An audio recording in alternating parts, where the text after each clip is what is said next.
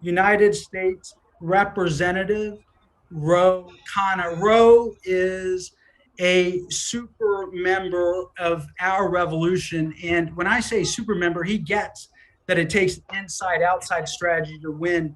Uh, our revolution was proud to work with Representative Khanna on key issue fights to kill Joe Manchin's dirty deal, to get increased funding for the National Labor Relations Board, to pass worker rights legislation in California. That's what it takes. It's organizing people on the streets, partnering with progressive allies. So, Representative Khanna, welcome to our call. Thank you for taking time out of your schedule to be with us. Ro, before we get going, I want to take a moment to acknowledge the situation, police brutality we witnessed in Memphis this weekend. And I want to ask you, uh, in terms of Tyre Nichols and the terrible treatment he had at the hands of those police officers, what are progressive members of Congress planning to do to address this issue and to check the unaccountable power of the police? Well, thank you, Joseph. Thank you for your incredible leadership, your energy, seeing so many people week after week on these calls, and Tobacco and Larry Cohen, who I know will be speaking later, for your vision on this. I love the Bernie Sanders iconic stamp or collector's item you showed. If I weren't a member of our revolution, I'd be signing up to get that. He's going to be phenomenal in that role and making a difference for all of the things that those of us who supported him twice campaigned for. Let me say this. I mean, it was obviously just a horrific, shocking, inhumane beating of Tyre Nichols. Tyre Nichols. You know, when Donald Trump is saying that something is wrong, how out of bounds and brutal it must be. Here's the unfortunate situation. This is about so much more than anger or emotion. This is about our law. You see, if our law was different, these types of things wouldn't happen. And it's important to put this in context because of all the Western democracies, every other basically major Western democracy says you can't use force until it's a last resort, unless it's absolutely necessary and there's no other option. That means if someone is running away and isn't posing a threat to human life, you can't chase them down and use force in any other country. We're the only country that is still governed by the William Rehnquist standard in a 1989 Supreme Court decision, which says if an officer thinks the use of force is reasonable, then they can use force. And this has led to a systematic view of giving officers way too much discretion and power in using force. I've been working 5 years ago. We introduced legislation to change the standard of force, and it was passed as part of the Justice and Policing Act in the House, but it is still not passed the Senate. If there is one thing, in my view, that we need to be doing to start putting a dent on the kind of police brutality we're seeing, it is to change the standard of force and to make it consistent with the law of every other Western democracy. And then I just got out of a Progressive Caucus Executive Board meeting. Well, this is top of mind. We actually had talked to Senator Schumer. What are we doing to move forward with police reform and getting something done after this incident? So, and Ro, is there any legislation that you or your colleagues are proposing? And given that Donald Trump is, has the same reaction that we do, is there some possibility of bipartisan consensus on this issue? Well, we've proposed the Peace Act, which was folded in, which will change the standard of force. It's been a bill I've been introducing for almost 5 years, but that was passed in the House in the last Congress. The key is now the Senate. And, I understand that Senator Booker is the lead there. Last time he went to Tim Scott, and Tim Scott was candidly very unhelpful. So the question is there someone in the Senate on the Republican side who's going to be real about this issue? That the House progressives put this as our one of our top priorities in our meeting with Senator Schumer. We expect and are going to demand that something happen in the Senate. And that's really where both the voting rights and police reform have died. It links, in some sense, to the fair wage conversation that you're going to have, and that is that the first modern revolution was actually Dr. King, where he said we have a scientific revolution, but we need a revolution of our values, a revolution of our values.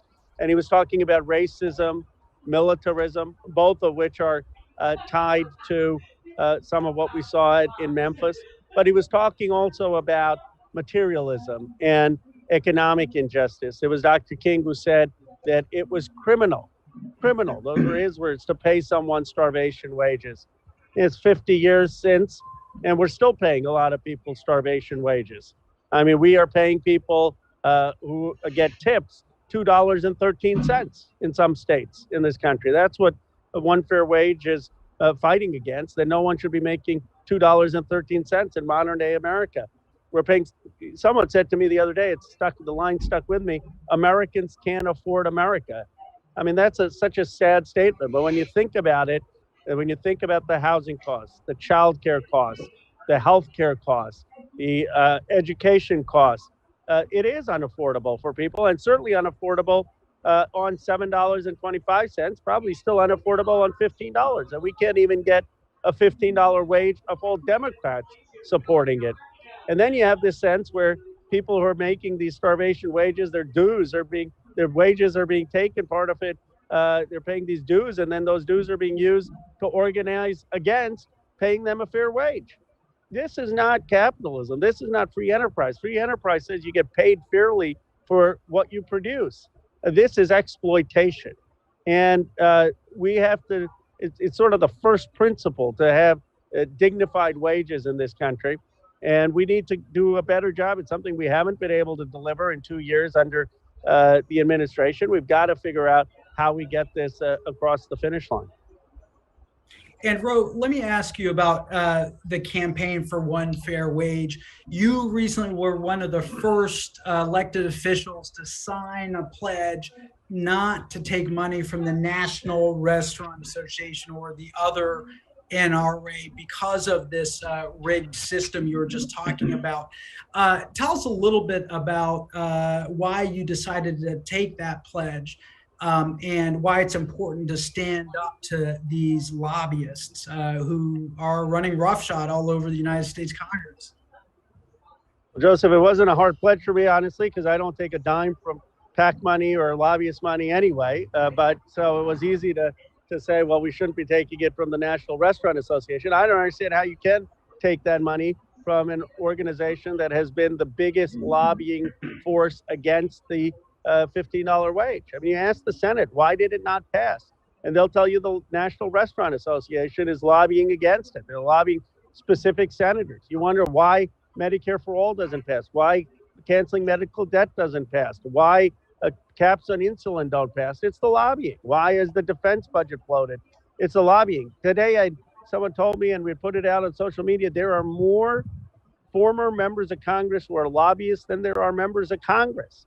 I mean, we've got to first stop members of Congress from becoming lobbyists, a lifetime ban on it, and then get rid of this PAC and lobbyist money.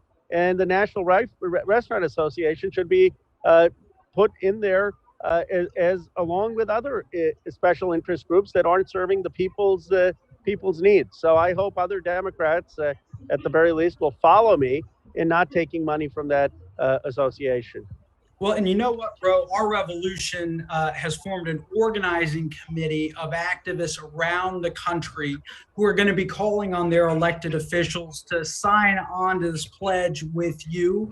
I want to encourage anyone who is joining us both online or in the Zoom room, sign up to be part of our campaign to raise the wage. There is a committee around the country of activists like yourselves, and I want to invite you to join them, and let's put the pressure on these lobbyists and fight for workers.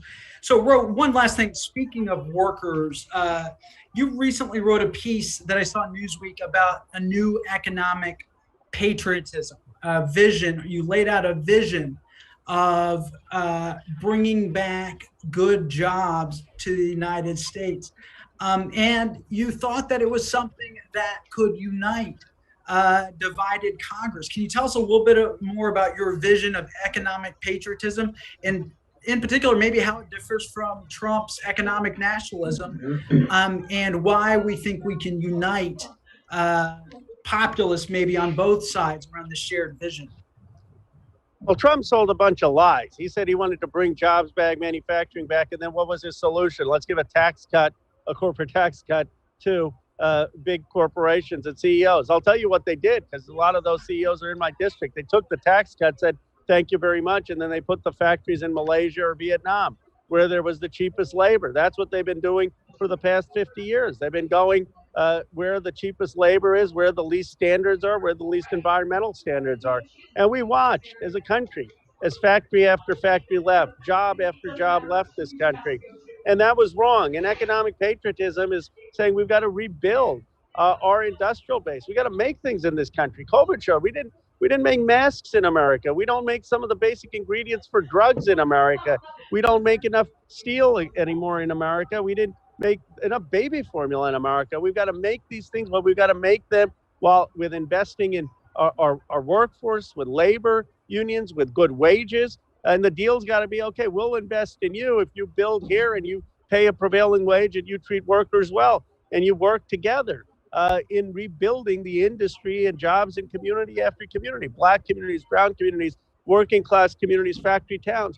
Nothing of this is original. It's how FDR built America, except we're going to do it in a more inclusive way, in a way that's multiracial, multi-ethnic, and welcomes everyone, including immigrants. We're going to need to build the new industries and have a moonshot for economic renewal. I believe that this is something that is so desperately needed to allow the American dream again. It's got to be coupled with Medicare for all, free public college, childcare at $10 a day, so people can actually afford to be part of the economy. And I think this is what our progressive movement is fighting for, is one of the key things we're fighting for, and harkens, like I said, all the way back to FDR. And tell us a little bit about the national development strategy that you're putting together and that you've engaged with Senator Marco Rubio on. Well, it was a huge thing that he signed along, because usually the Republicans have been free market, let the companies go wherever they want, let corporate greed go wherever they want. We said, let's create a National Economic Development Council to develop jobs here. I mean, do you ever think when these factories leave, when these jobs leave, what do? We come in with unemployment insurance. We come in with trade adjustment assistance for a few months, and then we forget about it. Have we ever tried an economic revitalization strategy, saying what are the new jobs that are going to come in? How are we going to provide the education for those jobs? How are we going to involve labor in making sure those workers have opportunities and are treated fairly? The National Economic Development Council will bring all of the agencies together and finance the economic revitalization of communities that have been destabilized and where jobs have left. And we'll look at what industries we can have and how we can work with labor to build them. And I think this is something we need to do, and we need to do it in clean technology areas. We need to do it in industry after industry. And if we do it, we can rebuild the economy of our country. Ro, I think it's fascinating that someone like Marco Rubio has signed on and understands that we need to work together in our common interest to make sure that we create good jobs in America. Both Republicans and Democrats are talking about this, and both of you are actually saying, hey, let's get together and get this done. That's remarkable. Our Revolution members are going to be with you, brother, to help move this and other critical progressive pieces of legislation forward. Thank you, Joseph. Thank you for your incredible leadership. Thank you to our Revolution for the fight. You would have been proud of the Progressive Caucus meeting executive board this evening. We had Summer Lee and Maxwell Frost, young progressives from all over the country getting elected. And I appreciate it. It was Bernie, Larry's original vision when they started this. And Paco, thank you. Thank you, everyone. Love what you're doing.